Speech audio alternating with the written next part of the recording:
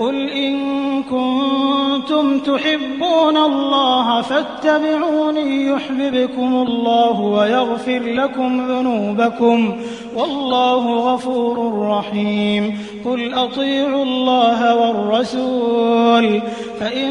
تولوا فإن الله لا يحب الكافرين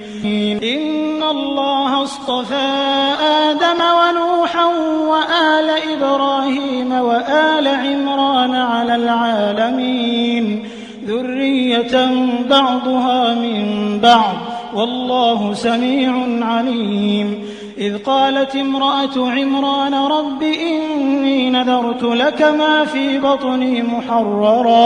محررا فتقبل مني إنك أنت السميع العليم فلما وضعتها قالت رب إني وضعتها أنثى والله أعلم بما وضعت وليس الذكر كالأنثى وإني سميتها مريم وإني أعيذها بك وذريتها من الشيطان الرجيم فتقبلها ربها بقبول حسن وأنبتها نباتا حسنا وكفلها زكريا كلما دخل عليها زكريا المحراب وجد عندها رزقا قال يا مريم أنى لك هذا قالت هو من عند الله إن الله يرزق من يشاء بغير حساب هنالك دعا زكريا ربه قال رب هب لي من لدنك ذرية طيبة إنك سميع الدعاء فنادته الملائكة وهو قائم يصلي في المحراب أن الله يبشرك بيحيى مصدقا بكلمة من الله وسيدا وحصورا ونبيا من الصالحين قال رب أنى يكون لي غلام وقد بلغني الكبر وامرأتي عاقر قال كذلك الله يفعل ما يشاء قال رب اجعل لي آية قال آيتك ألا تكلم الناس 3 أيام إلا رمزا واذكر ربك كثيرا وسبح بالعشي والإبكار وإذ قالت الملائكة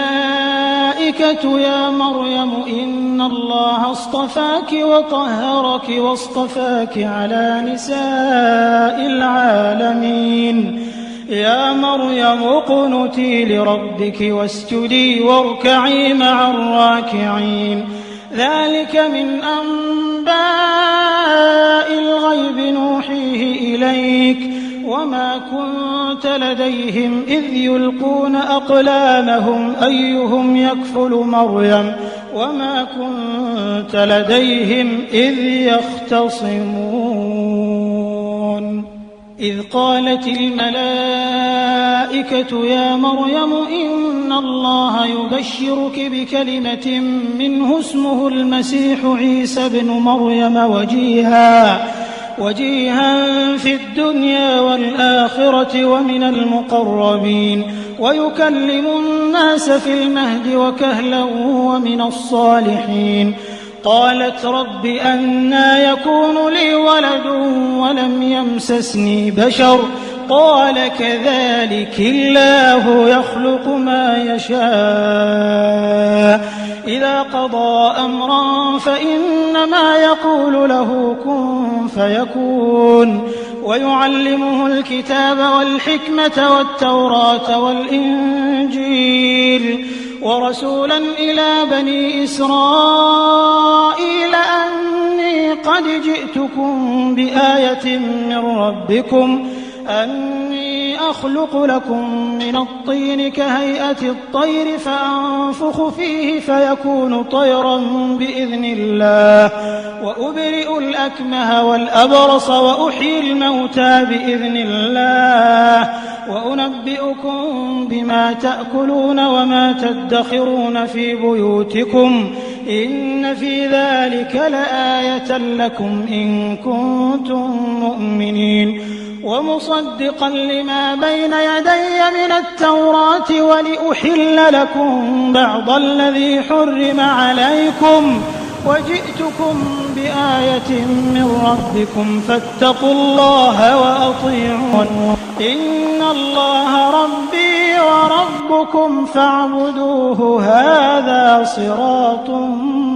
مستقيم فلما أحس عيسى منهم الكفر قال من أنصاري إلى الله قال الحواريون نحن أنصار الله آمنا بالله واشهد بأننا مسلمون ربنا آمنا بما أنزلت واتبعنا الرسول فاكتبنا مع الشاهدين ومكروا ومكر الله والله خير الماكرين إذ قال الله يا عيسى إني متوفيك ورافعك إلي ومطهرك من الذين كفروا وجاعل الذين اتبعوك فوق الذين كفروا إلى يوم القيامة ثم إلي مرجعكم فأحكم بينكم فيما كنتم فيه تختلفون